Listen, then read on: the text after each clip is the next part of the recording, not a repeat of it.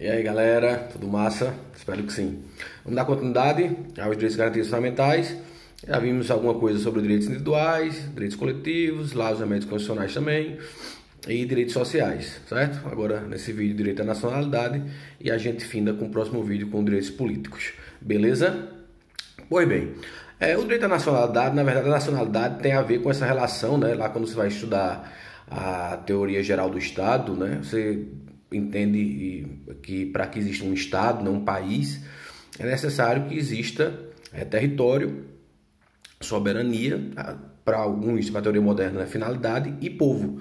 Então, na verdade, povo é exatamente o que vai constituir a ideia de nacionalidade, que é uma ideia de relação de direitos e obrigações entre o Estado e as pessoas que têm aquela nacionalidade.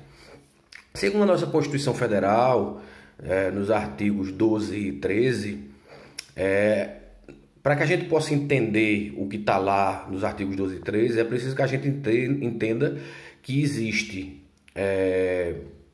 os chamados natos, no caso aqui do Brasil, brasileiros natos, que eu vou explicar daqui a pouco o que é e quais são as espécies, os brasileiros naturalizados, estrangeiros e também existem apátridas, né? O brasileiro nato, que eu vou começar a explicar daqui a pouco, e o naturalizado, que eu também vou explicar, estão estabelecidos no artigo 12 e 13.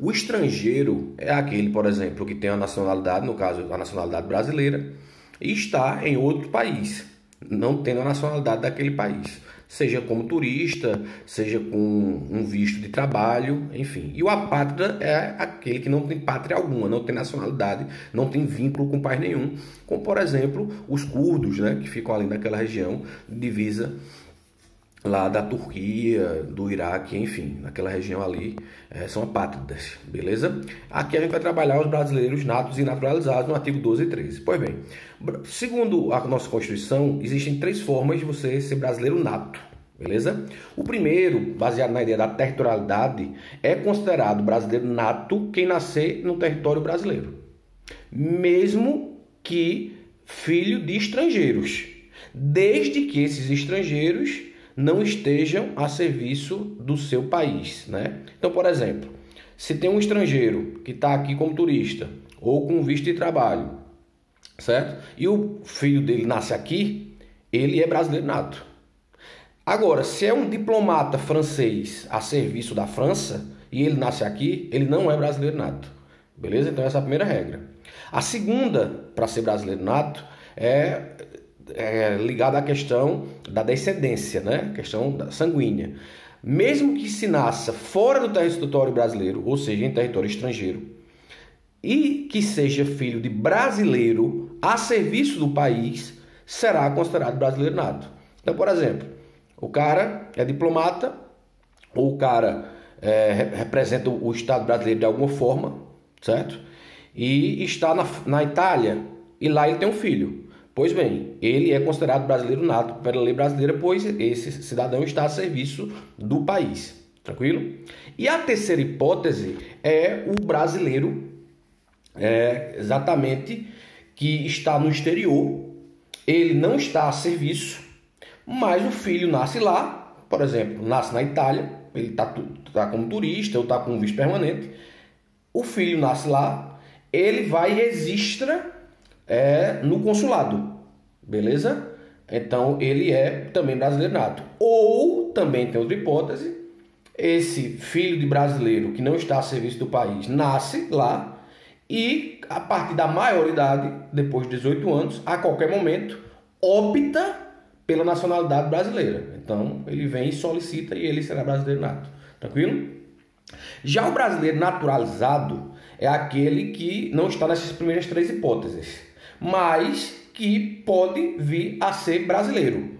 Como existem três hipóteses na Constituição e outras legais. Eu só vou trabalhar aqui da Constituição, certo? Então vamos lá. Primeira hipótese, brasileiro naturalizado. Pessoas que advenham de países de língua portuguesa, basta que residam aqui por um ano ininterrupto e tenham idoneidade moral. Então o cara de Moçambique vem para cá, reside um ano, idoneidade moral, ele pode se tornar brasileiro naturalizado. Beleza? Segunda hipótese de brasileiro naturalizado. É a hipótese da pessoa que vem de qualquer país, e aí a regra é diferente. Ele tem que morar aqui 15 anos ininterrupto e não ter condenação criminal. E aí ele requer, e aí é uma decisão discricionária do ministro da Justiça aceitar ou não.